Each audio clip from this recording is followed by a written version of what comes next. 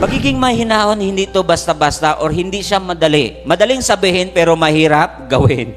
Pananalita pa rin natin. Minsan, ang hirap talaga nitong i-control yung pagiging mahinahon. Lalo na kung there is a opponent or mayroon tayong contradicting ideas. Di ba? May mga ideas na hindi magkakaugnay o talagang magkakalabang mga ideya. So, there are possibility na makapagbigay ito ng sanhi ng alitan or yun yung beginning na magkakasamaan kayo ng loob dahil ditong pagiging wala tayo sa kahinahunan. So sabi ng 1 Peter 3:16, ngunit maging mahinahon at magalang kayo sa inyong pagpapaliwanag. Minsan 'di ba pag tinatanong tayo, naging arrogant yung the way we respond, minsan hindi maayos yung pag-deliver natin. Parang touching of pride na kasi. Tapos minsan sa tingin natin self-explanatory, madali siyang intindihin.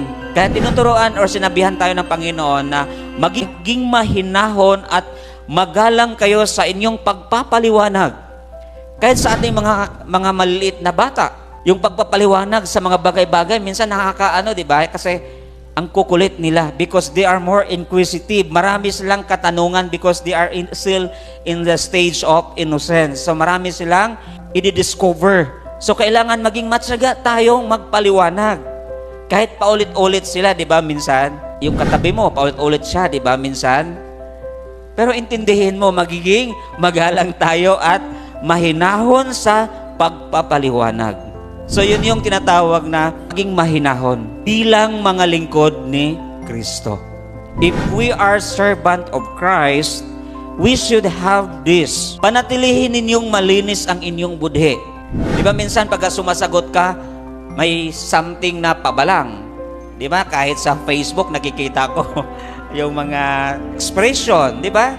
Yung mga post natin, maging careful din tayo. Kasi it defines you kung ano ang pagkatao natin. Kumbaga, hindi ka double-minded, walang double meaning yung mga pananalita natin. Magiging careful tayo sa ating pananalita. Maging careful tayo sa ating mga ginagawa. Panatilihin ninyong malinis ang inyong budhi upang mapahiya ang mga nanlalait at humahamak sa inyong magandang pag-uugali.